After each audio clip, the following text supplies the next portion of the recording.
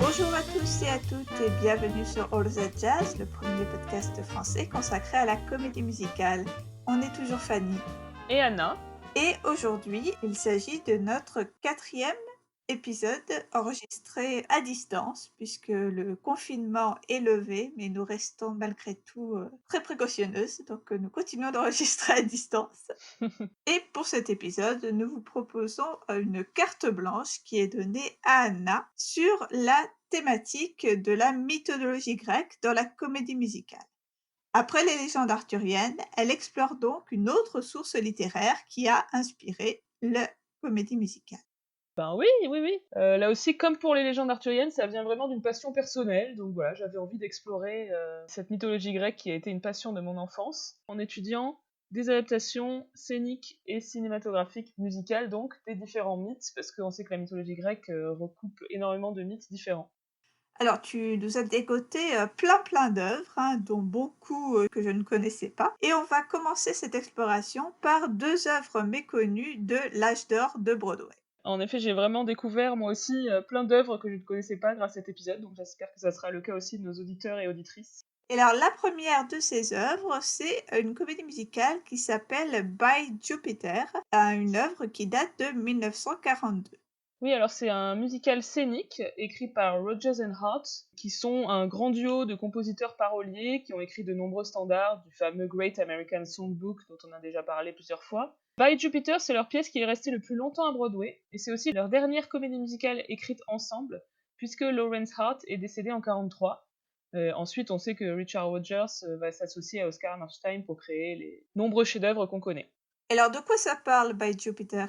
Alors, ça n'adapte pas un mythe en particulier, mais ça va mélanger plusieurs mythes et plusieurs héros. On a les Amazones, on a Thésée, on a Hercule. Ça se passe donc au pays des Amazones, où les femmes dominent la société, tandis que leurs maris s'occupent du foyer.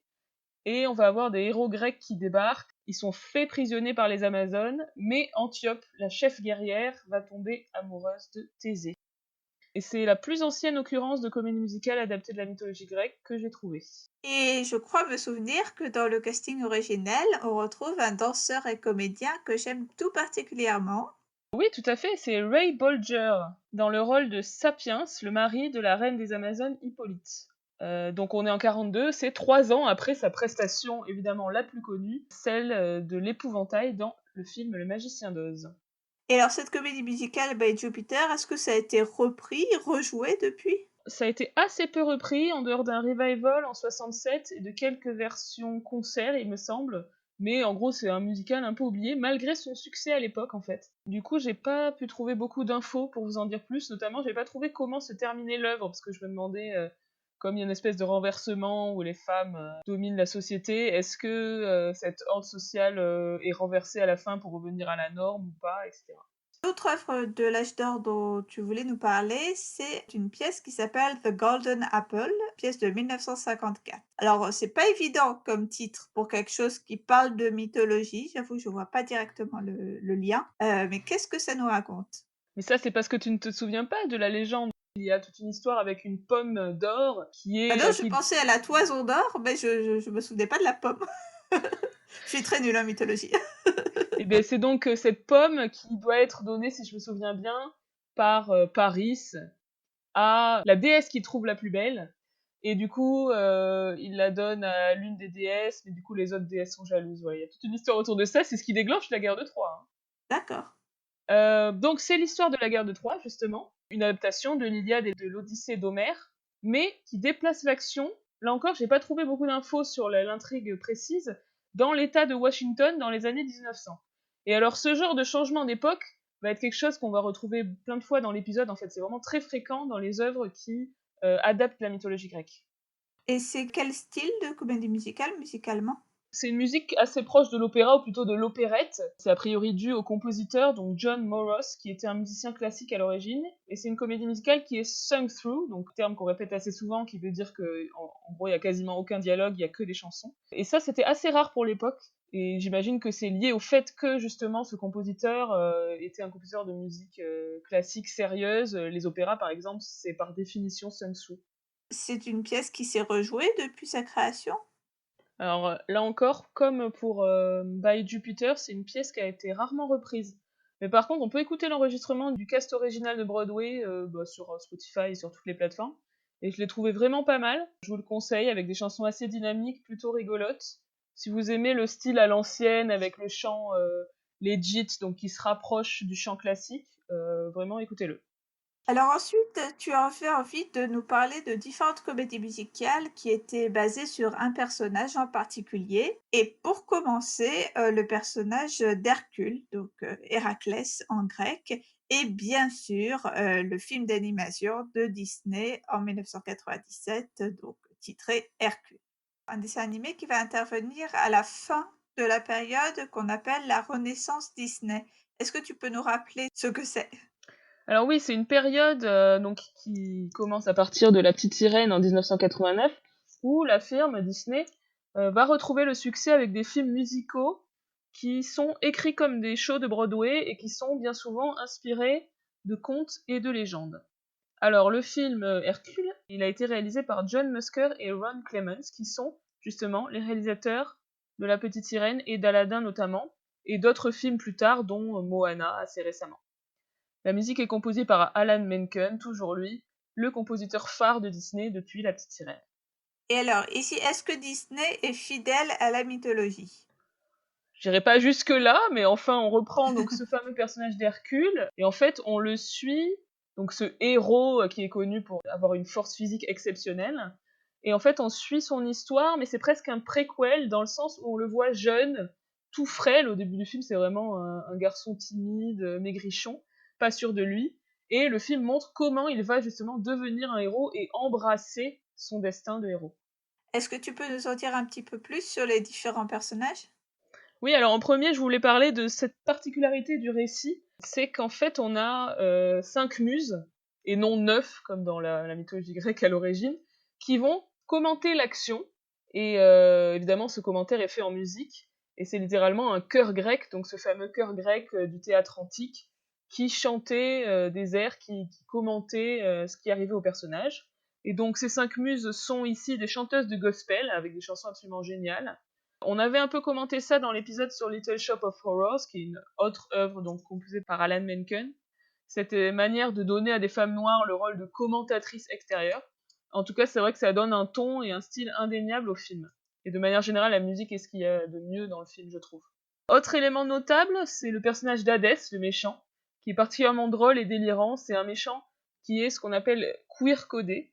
Alors, est-ce que tu peux nous redire ce que c'est que le queer coding? On en a déjà parlé, mais redonnons une petite définition. Oui, alors c'est le fait de donner, volontairement ou non, des traits à un personnage qui vont laisser penser qu'il est homosexuel, ou plus généralement queer, mais sans évidemment le confirmer dans le récit. Donc plein de méchants Disney sont queer-codés, ils sont souvent efféminés, maniérés, flamboyants, gracieux, faibles, frivoles, voilà, c'est-à-dire des stéréotypes qui sont associés aux hommes homosexuels. C'est surtout les méchants masculins qui vont recevoir ce traitement chez Disney. Oui, on peut citer par exemple Scar dans Le Roi Lion, Jafar dans Aladdin ou encore Prince Jean dans Robin des Bois. On a également l'exemple dans un registre un petit peu différent qui est celui d'Ursula de La Petite Sirène. Ici, elle est codée, on l'avait déjà mentionné, il me semble, Oui. comme, un personnage de drag queen puisqu'elle est modelée sur, Divine, le célèbre drag queen qui avait, joué dans le film Hairspray. Oui, voilà, pour aller un peu plus loin sur cette histoire de queer coding, je vous mettrai des liens vers des vidéos très intéressantes qui parlent de ce sujet-là. Alors évidemment, c'est problématique que les personnages efféminés chez Disney soient systématiquement des méchants, mais bon, c'est une discussion qu'on pourra explorer peut-être encore plus en profondeur un autre jour. Autre chose à remarquer également, le personnage de Megara, donc qui va être le love interest de Hercule, qui est une femme forte et indépendante, qui va littéralement dire à Hercule qu'elle n'a pas besoin d'être sauvée, et qui va refuser ce statut classique de demoiselle en détresse. Bon alors là, on risque de s'attirer les foudres de certains auditeurs ou auditrices parce que les Disney, c'est toujours touchy, il y a toujours quelqu'un pour dire que celui-là, en fait, c'est mon préféré parce que ça aura beaucoup marqué son enfance. Mais toi, Anna, tu en penses quoi d'Hercule? C'est réussi tout ça ou pas? Alors moi je trouve qu'il y a vraiment donc tous les éléments que j'ai cités, c'est vraiment des choses chouettes en fait. Mais malgré tout, c'est comme si le film n'était pas aussi bien que la somme de ses parties. Il y a quelque chose qui fonctionne pas vraiment dans l'intrigue. D'un côté, l'histoire n'est pas vraiment touchante, alors que Disney, on sait qu'ils savent faire des histoires émouvantes. On a souvent pleuré devant des Disney. Et de l'autre, certains aspects, côté plutôt comédie, me paraissent ratés, notamment le personnage de Phil, qui est un satyre et qui est le mentor d'Hercule. C'est un personnage vraiment super lourd. Là encore, je le recommande très souvent, mais Lindsay Ellis a fait une vidéo qui s'appelle Hercules, Disney's Beautiful Hot Mess, qui parle justement des problèmes d'écriture du film, et aussi du fait que le film n'a pas été un succès au box-office, en tout cas pas autant que ce que Disney espérait.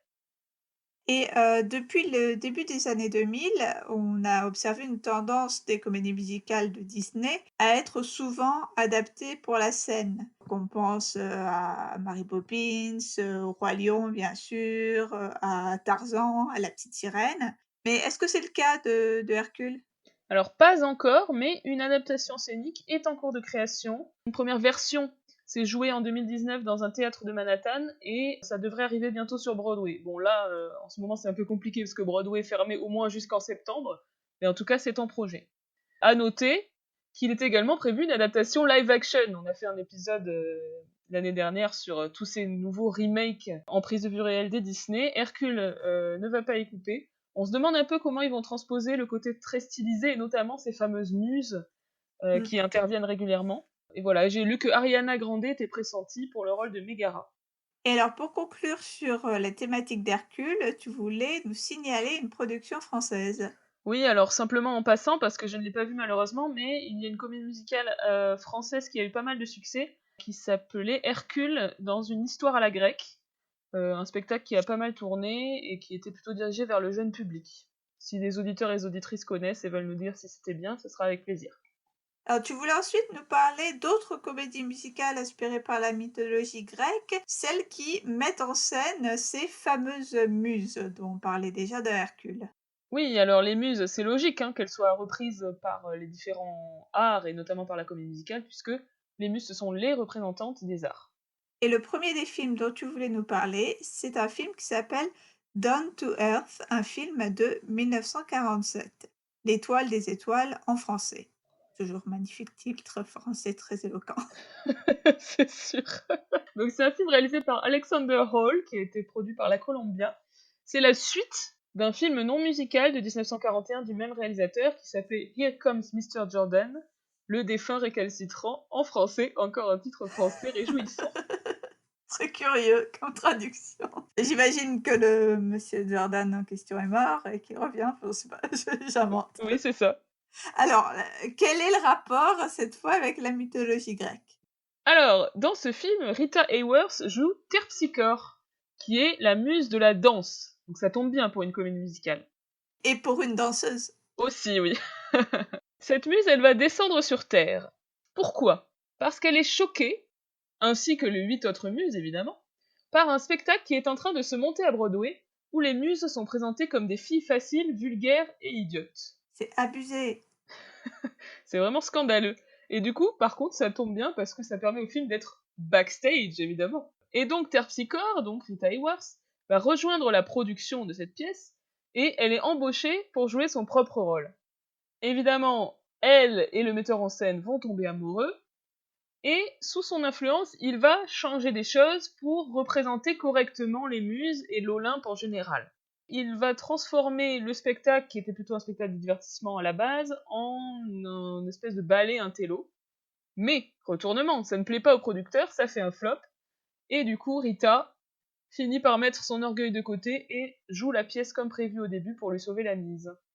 C'est vraiment une super morale Ouais, avec une équivalence géniale entre, si on veut que ce soit fun et divertissant, il faut que ce soit misogyne, autrement, c'est chiant et on sait bien que la comédie musicale, elle aime pas les trucs chiants, donc c'est magnifique. c'est un peu ça, ouais. Et bah, oui, justement, on retrouve dans ce film des thèmes habituels de la comédie musicale, classique. Et notamment, ce commentaire entre, grand art et spectacle populaire que tu soulignais. Oui, oui, exactement. Ça m'a fait penser vachement à Tous en scène à ce niveau-là, le film de Minelli de 53. C'est intéressant parce que c'est ambigu, cette opposition. Évidemment, le film, au final, valorise le spectacle populaire contre le grand art, Mais néanmoins, il y a quand même une séquence assez longue montrant donc le fameux ballet grec de la version intello de la pièce. Et c'est pas spécialement moqueur. Bien qu'on nous montre que le public dans le film n'a pas du tout apprécié ça, malgré tout, c'est quand même assez recherché. C'est pas comme le fameux spectacle Faust, justement, dans Tous en scène, où on voit des gravures complètement, délirantes avec, un crâne, un œuf, enfin des trucs, tu sais pas du tout à quoi ça correspond et après un public qui sort avec, l'air d'avoir envie d'aller se pendre. Mais ça se veut un peu ça, mais en même temps, quand ça montre le fameux ballet intello, ben c'est plutôt beau en fait, c'est assez Mmh. recherché. La mise en scène est intéressante, les couleurs, enfin, du coup, ça m'a paru un peu être en contradiction avec le discours du film. Plus que le truc ridicule dans Tous en scène, ça m'a fait plus penser au ballet un peu arty de Minelli dans Yolanda et le voleur ou dans Le Pirate par exemple, même si c'est quand même un peu moins bien parce que c'est moins bien mis en scène, c'est un cinéaste moins intéressant, mais c'est quand même assez beau. Mais malgré tout, ensuite, on passe de longues minutes à nous expliquer que c'était super chiant. C'est bien la peine de l'avoir filmé. En plus, ça a dû coûter un max et après, c'était nul. Mais c'est un peu ça, tu te demandes pourquoi, bon, du coup. Et on revient à un truc où le metteur en scène explique que lui, il veut faire un spectacle pas pour les intellos, mais pour les gens qui aiment les hot dogs et le baseball. Les vrais Américains. Et à la fin, le numéro va être retravaillé en mode swing, donc justement pour le rebasculer du côté du spectacle populaire. C'est assez intéressant. Et est-ce qu'il y a des numéros, particulièrement marquants, outre ce ballet que tu as déjà mentionné? Non, il n'y en a pas vraiment beaucoup, donc c'est vraiment très très backstage. Donc tous les numéros sont des répétitions ou des spectacles. Il y en a un qui m'a quand même pas mal marqué, donc c'est un spectacle dans le spectacle. Numéro improbable où Terpsichore s'adresse à deux hommes, deux beaux jeunes hommes, et elle veut les épouser tous les deux parce que elle n'a pas décidé lequel elle préférait. Et ils sont tout contents, et il y a un espèce de énorme sous-texte homosexuel, mais là, enfin, je vois pas comment ça a pu passer C'est plus sous les du radars. sous-texte. Ouais, c'est ça, c'est plus du sous-texte. Homo ou bi, du coup, parce qu'ils sont contents d'être ensemble, puis d'être avec elle aussi. Et du coup, ils s'enlacent en mode, mais c'est génial, on va vivre à trois. C'est assez fou quand même. Ça vaut le coup d'être vu. Après, le reste des numéros n'est pas particulièrement intéressant, et en plus, surtout, il n'y a pas assez de numéros, quoi, tout simplement. Et de façon générale, tu recommanderais cette rareté, de la comédie musicale hollywoodienne classique? Bah, je m'attendais à un nanar, et en fait, c'est plutôt plaisant. Dans la lignée de plein de films de cette époque, ces films où on a une pointe de fantastique comme ça, avec des personnages d'anges gardiens et des scènes qui se passent dans le ciel, dans le paradis. Ça me fait penser à A Matter of Life and Death de Powell et Pressburger, ou encore It's a Wonderful Life de Capra.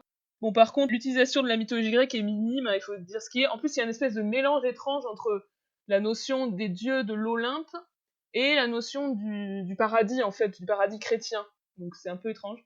Et c'est aussi un peu too much, parce qu'il y a aussi, en plus de ça, hein, évidemment, une intrigue avec des gangsters qui menacent de tuer le metteur en scène. Là, c'était franchement pas utile.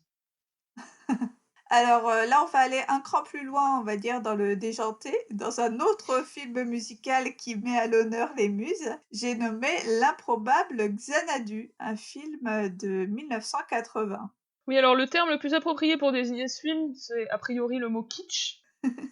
C'est un nanar, hein, il faut dire ce qui est. Mais il est notable à plus d'un titre. D'abord, il est à l'origine de la création des Razzie Awards, qui sont la fameuse remise de prix dédiée au pire film de l'année aux États-Unis. Ça, c'est pas rien quand même comme, C'est pas mal.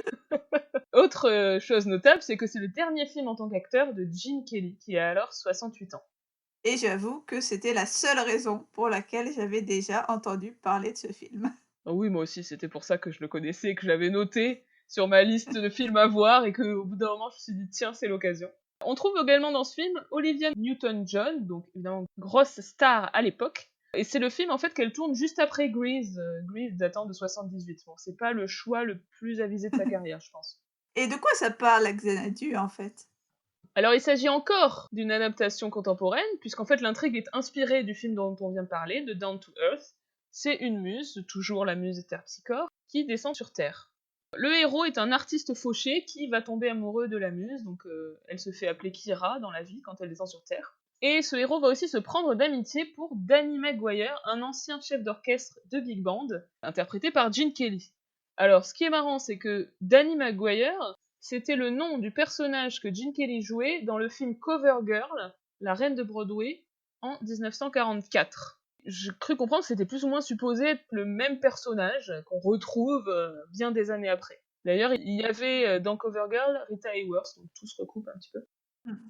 Et donc lui, le personnage donc d'Annie joué par Gene Kelly, se souvient de son amour de jeunesse qui était une femme qui ressemblait à Kira.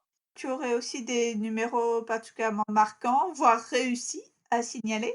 Oui, il y a plusieurs numéros pas mal, et notamment, évidemment, le numéro où on voit Gene Kelly danser, un duo entre lui et Olivia Newton-John. La chanson s'appelle Whenever You're Away From Me.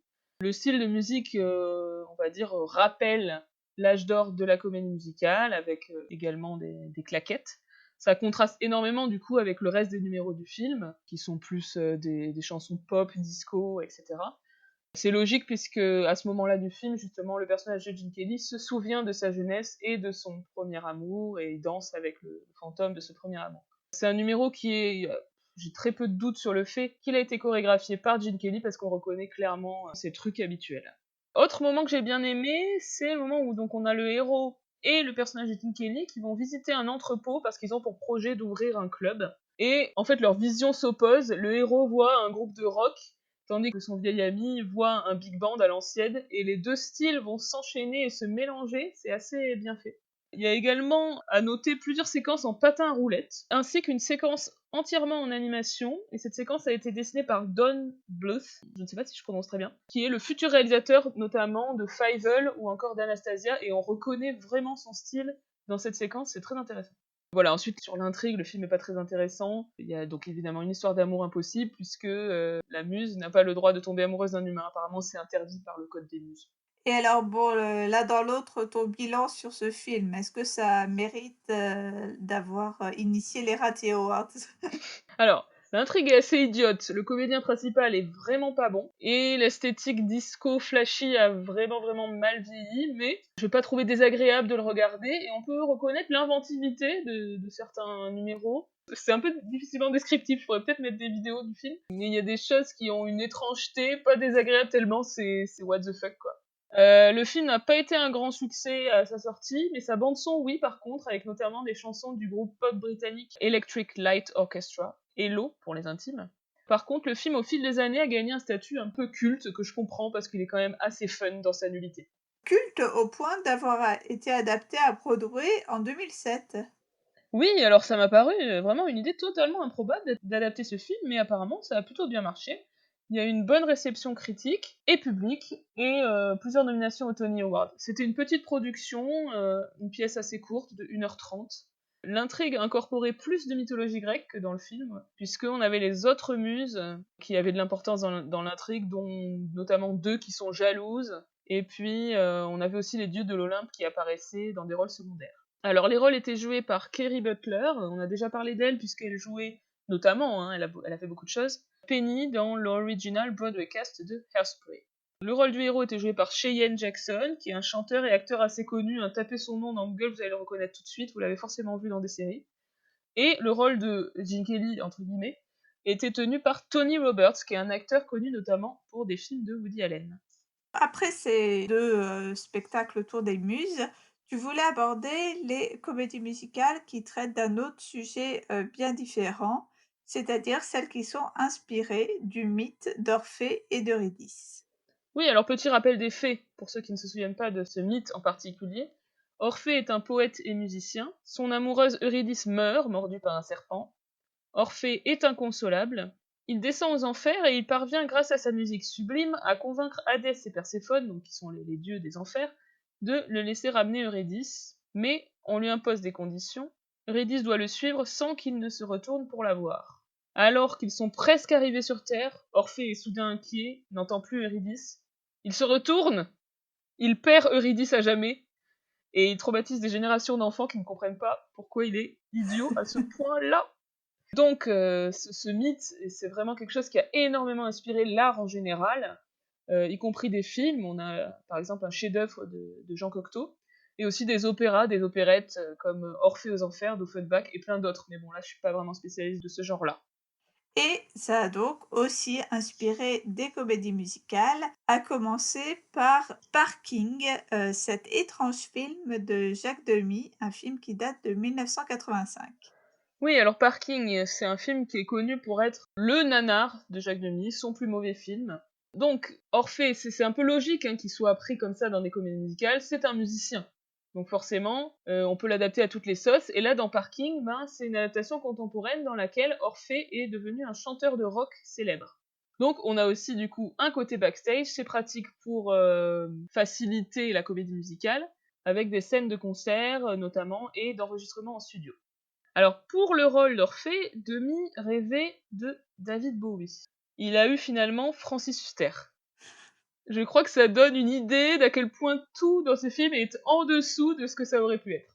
Donc Jean Marais, dont on a déjà parlé à propos de Podane, où il jouait donc le roi, le père incestueux, et qui jouait aussi, forcément, c'est un hommage, Orphée dans le film de Cocteau. Ici, il joue Hadès. Marie-France Pizier, qui est une très grande actrice de cinéma française, joue Perséphone. Et il réside en fait dans une espèce de parking, donc qui symbolise les enfers. Pour descendre aux enfers, il faut prendre sa voiture et descendre tout en bas du parking. Cet endroit est présenté en noir et blanc, mais les costumes d'Hadès et Perséphone, eux, sont dans un rouge flamboyant. Ça, c'est vraiment la meilleure partie du film. En plus, les deux comédiens s'amusent vraiment dans ces rôles, c'est très très bien. Par contre, le reste, c'est moins bien. La musique de Michel Legrand est vraiment faiblarde, hein, ça fait partie des gros points faibles. Et Francis Huster, en plus, chante les chansons. Alors que Jacques Demy avait tendance à faire doubler les acteurs parce qu'il était très exigeant sur le chant. Mais là, je ne sais pas par quel miracle, Francis Huster a réussi à mettre dans son contrat que c'est lui qui allait chanter les chansons, et c'est vraiment une catastrophe absolue parce qu'il chante hyper mal et il a aucun charisme. Voilà. Eurydice est interprétée par une actrice japonaise qui s'appelle Keiko Ito. L'idée d'avoir pris une actrice japonaise, a priori, c'était pour faire une sorte d'hommage à un couple phare du rock qui sont John Lennon et Yoko Ono. Mais l'actrice ne parle clairement pas français, en fait elle joue son rôle en phonétique. Bref, il n'y a rien qui va. Mais bon, en tant que fan de Jacques Demy, on peut toujours... Voilà, moi je garde une affection pour ce film, pour certains aspects. En tout cas, ça donne malgré tout envie de le découvrir pour voir, par curiosité ce que c'est, hein. Oh, ça vaut le coup quand même, ça vaut le coup. Demy avait conscience de l'échec du film, il en était même désespéré, et il a songé à arrêter le cinéma. Heureusement, il ne l'a pas fait, et il a fait un dernier film en 88 qui s'appelle 3 places pour le 26, une comédie musicale plutôt réussie avec Yves Montand.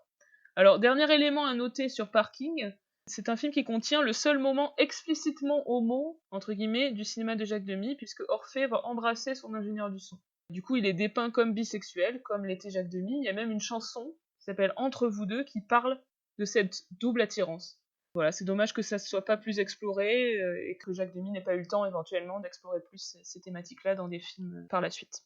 Et alors, encore sur la thématique d'Orphée et d'Eurydice, on trouve aussi un des plus gros succès de Broadway de ces dernières années, c'est-à-dire la comédie musicale Hadestown. Ouais. Alors, c'est une comédie musicale qui a une très longue histoire en fait, puisqu'une première version a été écrite en 2006, donc par Anaïs Mitchell, qui est une chanteuse folk américaine. S'en suivent différentes versions workshop, quelques représentations par-ci par-là aux États-Unis, mais bon, elle pense que ça ne va pas aboutir et elle finit par sortir un concept album en 2010, donc c'est un album pop, mais voilà, qui raconte toute l'histoire. En 2012, elle rencontre la metteuse en scène Rachel Chavkin, qui est notamment metteuse en scène d'une pièce qui a eu du succès à Broadway aussi assez récemment, qui s'appelle Natasha Pierre and the Great Comet of 1812.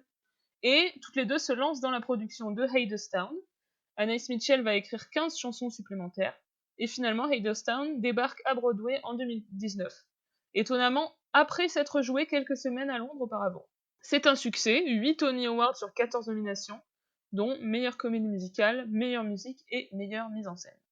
Et de quoi ça parle? Donc, comment est-ce qu'on recycle une fois de plus le mythe dans cette comédie musicale?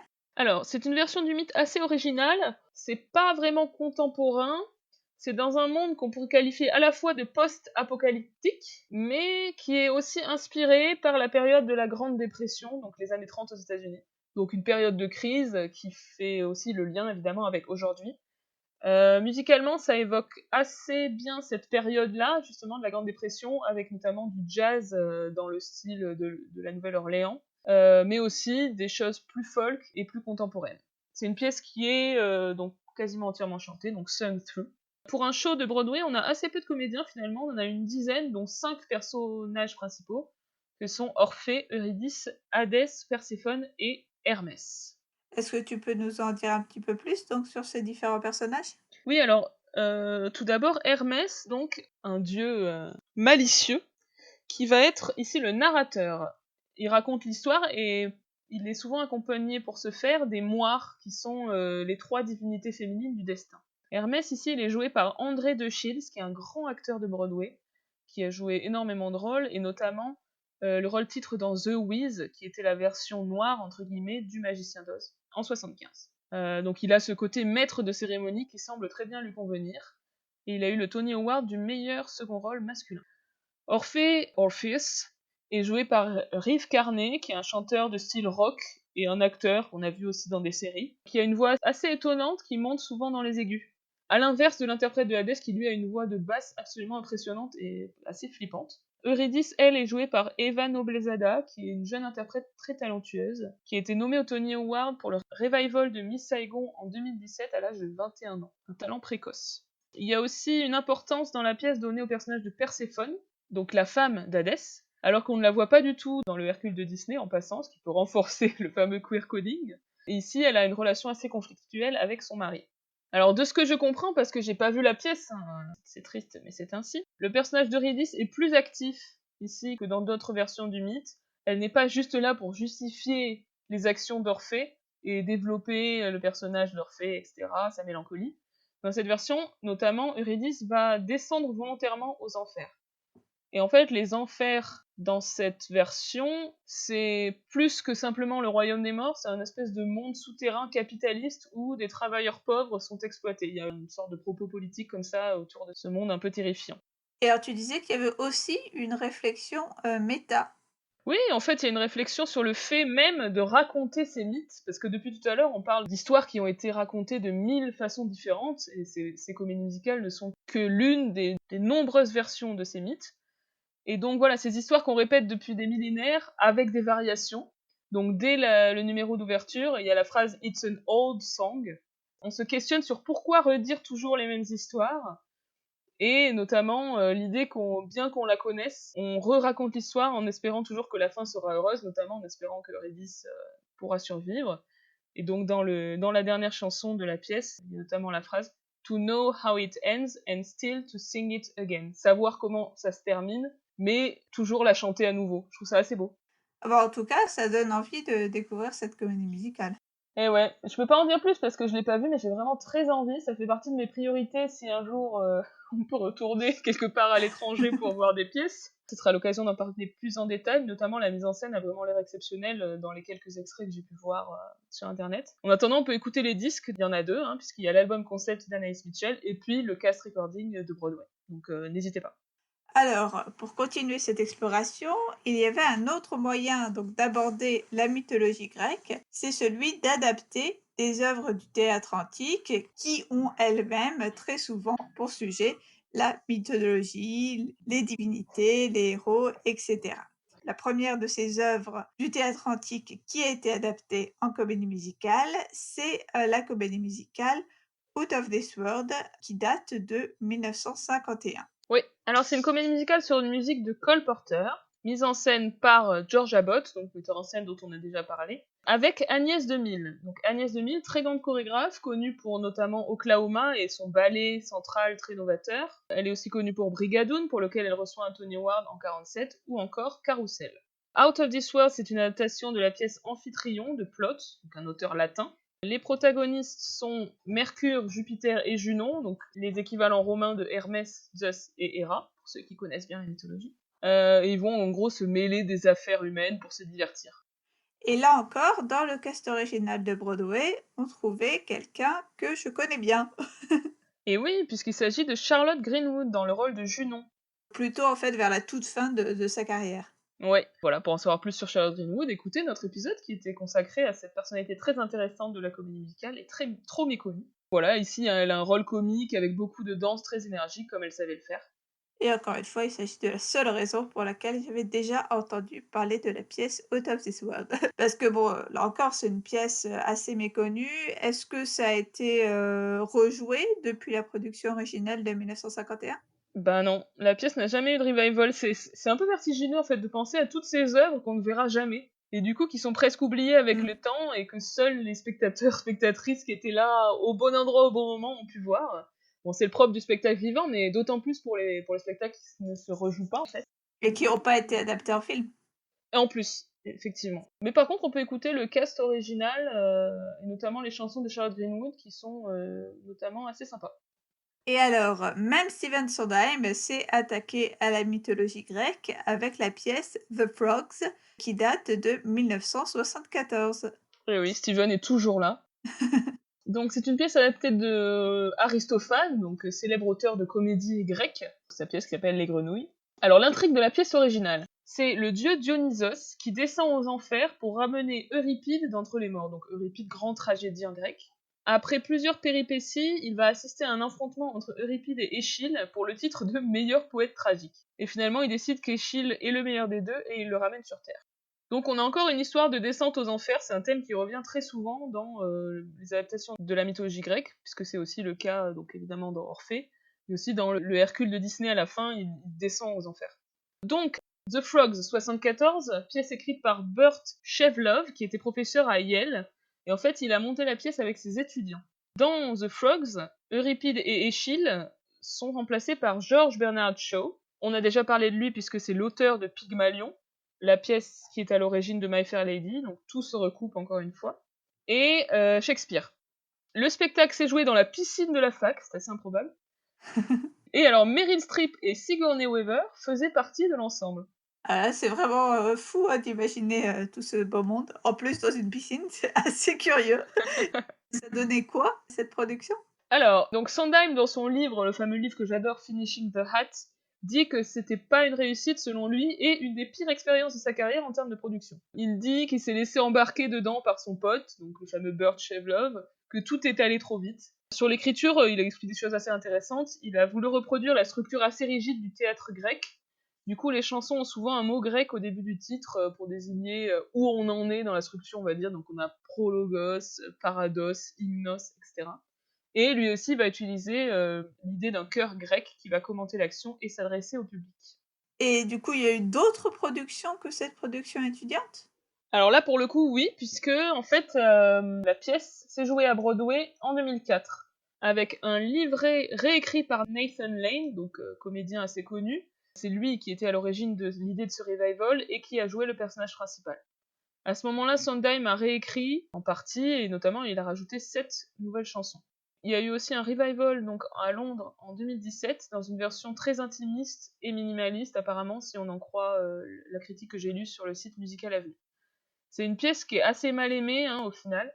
J'ai vu récemment sur Twitter des gens qui débattent de la pire composition de Sondheim et celle-ci revenait pas mal. Donc voilà, c'est pas forcément son chef-d'œuvre. Et donc, pour conclure, tu voulais rapidement évoquer quelques autres œuvres toujours inspirées des mythologies grecques. Oui, tout à fait. Alors, il y en a une qui a vraiment l'air super intéressante, même quand j'ai tapé Greek Mythology, Musicals, etc. Elle revenait régulièrement, mais j'ai absolument pas pu l'écouter. Elle s'appelle Medea the Musical de 1994. Donc, c'est une pièce méta, justement, puisqu'il s'agit d'une troupe qui va essayer de monter la pièce Médée d'Euripide. Voilà, c'est une pièce assez connue où apparaissent notamment Jason et les Argonautes, les fameux. Mais les comédiens se rebellent contre les choix du metteur en scène, et le soir de la première, tout part en vrille. C'est une pièce voilà, avec des thématiques féministes LGBT qui est devenue apparemment culte à San Francisco et qui ne s'est jamais jouée à Broadway. Ça a l'air génial, donc si un auditeur, une auditrice a des infos ou connaît un moyen d'écouter, je suis preneuse. Ensuite, j'aurais pu éventuellement parler de la comédie musicale de Kurt Weill, One Touch of Venus, de 43, et de son adaptation au cinéma en 48. Ce sont des reprises, là encore dans un contexte contemporain, du mythe de Pygmalion, mais on retrouvait pas vraiment les personnages d'origine, donc ça partait vraiment loin, et à ce compte-là, on aurait pu ajouter My Fair Lady, puisque c'est aussi inspiré du mythe de Pygmalion. Au passage, on peut indiquer que dans Mamma Mia, qui se déroule en Grèce, il y a des allusions aux dieux grecs, et notamment à la déesse Aphrodite. Enfin, mentionnons The Lightning Thief, donc une comédie musicale très récente, adaptée de la série de livres Percy Jackson, que vous connaissez peut-être, qui sont une réécriture de la mythologie grecque de nos jours, avec un adolescent new-yorkais qui s'avère être un héros, le fils d'un dieu, de Poséidon, je crois, et qui va rencontrer donc différentes divinités. La comédie musicale est arrivée à Broadway en 2019. avec un style pop rock assez sympa, là encore vous pouvez l'écouter. C'est une comédie musicale teen, qui fait penser musicalement, je trouve, aux comédies musicales adolescentes contemporaines, par exemple Mean Girls. Quelques mots, Anna, pour conclure sur cet ensemble pharaonique de comédies musicales inspirées par la mythologie grecque. Ouais, alors je me suis fait quelques réflexions, hein, c'est pas définitif, mais enfin voilà, je me suis dit que, notamment que la mythologie grecque inspire beaucoup plus que les légendes arthuriennes, si vous vous souvenez de cet épisode, des œuvres qui vont se dérouler dans le monde contemporain, et qui sont moins des interprétations littérales, ou des œuvres en costume d'époque. Peut-être que la mythologie grecque est en quelque sorte plus intemporelle, et qu'on peut réécrire ces mythes à l'envi, en abordant des thématiques plus contemporaines, en réinterprétant des personnages par exemple d'une manière plus progressiste, etc. Et ce qu'on peut noter aussi, et vous l'aurez peut-être remarqué, c'est que les œuvres dont j'ai parlé sont pour beaucoup des œuvres assez obscures, hein, en dehors du coup du Hercule de Disney, mais c'est parce que c'est Disney, et de Hadestown, qui est un énorme succès qui sort clairement du lot par rapport aux autres. Eh bien, l'épisode est à présent terminé. Merci énormément, Anna, pour cet épisode très riche et toutes les recherches que tu as pu faire sur la mythologie grecque, hein, qui nous ont permis de découvrir, en tout cas pour ma part, énormément de choses et donner l'envie de découvrir un certain nombre d'albums dans un premier temps, à défaut d'aller pouvoir découvrir tout de suite Et les oui. pièces. On remercie nos partenaires, l'Écran Pop et Tony Comedy, et on vous dit à très très bientôt pour un nouvel épisode de All That Jazz. À bientôt. Au revoir!